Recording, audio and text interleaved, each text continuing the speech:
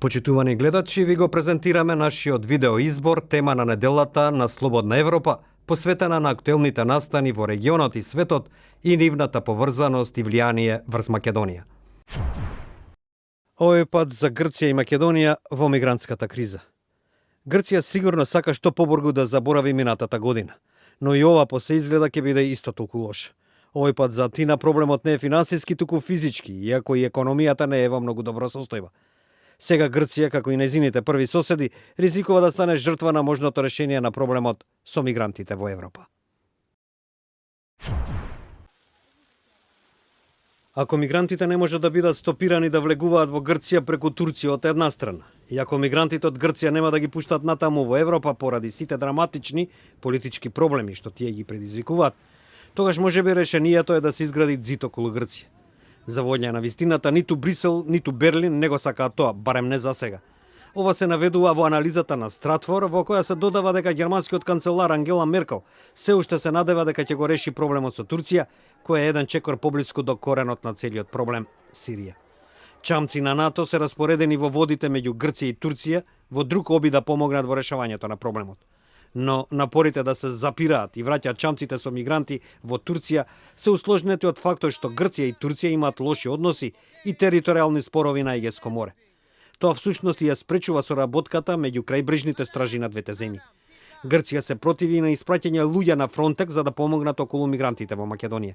Како и Турција, која моментално има отворени проблеми на трите нејзини главни граници, така и Грција се соочи со можноста за затворање на нејзините граници. Додека Брисел и Берлин гледаат безмокно на обидите на Виена и на земјите на така наречената Балканска рута, сите страхуваат од подобрување на временските услови, но и од евентуалните неуспешни напори на НАТО да ги изолираат шверцерите на луѓе на Егеско море. Овие земји, особено Македонија, Бугарија и Албанија, се географски многу важни, бидејќи се на границата со Грција. Бидејќи согласноста е постигната без одобрување од Европската унија, влијанието на Брисел и Берлин е ограничено. И самото намалување на порозноста на северната граница на Грција предизвика преплавување со десетици илјади луѓе, заглавени не само на границата и островите, туку и во грчките градови. Бидејќи станува збори за европски проблем, има наводи дека се водели разговори од типот пари за мигранти, според што Унијата ќе прости некои долгови на Грција за во замена сместување и сортирање на мигрантите и бегалците. Грчкиот премиер Алексис Ципрас дури се закани дека нема да ги почитува одлуките на Европската унија, најавувајќи дека Грција ќе си изгласа собствени закони во обид да ги натера северноевропските земји да се зафатат кон конечно решавање на проблемот. Во меѓувреме, неговата немоќ на Балканот беше најасно видена кога беше принуден да го отповика грчкиот амбасадор во Виена, како знак на протест поради напорите што ги предводи Австрија. Грчката ситуација е мрачна. На исток силата на мигрантскиот бран и НАТО му е голем и во рацете на еден стар и непопуслив противник Турција. На север, главниот излез на мигрантите е блокирано од земјите кои действуваат според нивните собствени интереси. А Европската унија и Берлин, каде што Атина се уште ги полага нејзините надежи, изгледаат немоќно. Грција се уште се држи до идејата дека Европската унија ќе може да ја купи Турција за да го стопира приливот или да ја убеди Австрија да не ги собира балканските земји, па дури и да ги раздиша надежите на тие земји за членство во Унијата. Како и да е, на Грција многу наскоро ќе ѝ требаат позитивни вести. Балканската мигрантска рута се прекршува на македонско-грчката граница. Договорот за гранични рестрикции на земјите на таа рута доведе и до тензии не само меѓу мигрантите и полицијата. Доколку бројот на мигрантите се зголемува, е можно влошување на состојбата. Затоа, според македонските експерти, најважно е Македонија и Грција да продолжат да соработуваат. Бројките за сериозно зголемување на бројот на мигрантите и бегалците секојдневно стигаат од соседна Грција, земјата која е прва од членките на Европската унија на која стапнуваат раселените од Блискиот Исток и Африка. Ваквата ситуација го зголемува притисокот на македонската јужна граница по одлуката на Австрија да прима дневно ограничени квоти со што и Македонија го намали приемот. Ова е најлошото сценарио што можеше да се случи, а со зголемувањето на бројот на бегалци и мигранти можни се повторни обиди за насилно уривање на оградата, вели професорот Трпе Стојановски.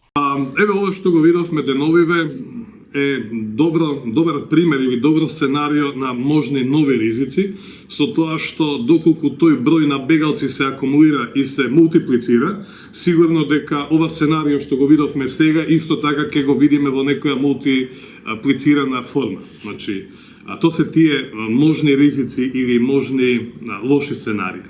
Меѓутоа, станува збор за човечки судбини и оваа ситуација веројатно малку поинаку ќе се спроведува во реалноста отколку оние проекции кои што ги имале во предвид раководителите, полициските директори, политичарите кога заговарале какви мерки ќе може да се етаблираат во овој регион, вклучително или почнувајќи од Република Македонија и северно преку земјите од Балканската рута до Австрија.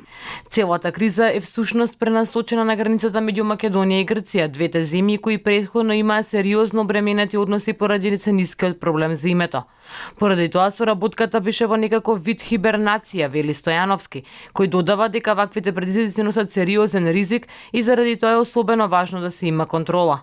Според него, најважна сепак е улогата на Европската Унија, која треба да најде заедничко решение што е можно поскоро, бидејќи интензичната состојба може да се радикализира за неколку дена. Меѓутоа, во една таква ситуација, сите овие моменти на, би рекол, затоплување на политичките релации и некаде од почетокот на есента минатата година, од почнување на контакти помеѓу полициските служби од двете страни, од македонска и од грчка, кое што видовме дека во последно време резултираше и со состанок на високо полициско ниво помеѓу директорите на полициите, се моменти кои што треба да бидат негувани и без оглед на ситуацијата, тој канал на размена на информации е од корис за двете страни.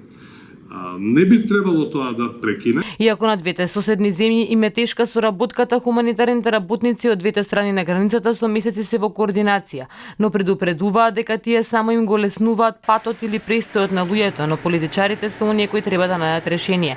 Состојбата е се посериозна и на северната граница, откако дел луѓе беа вратени од Хрватска па се најдоа во Табановце, центар кој е само прифатен и служи за престој од неколку часа, а не со денови како што е сега случајот.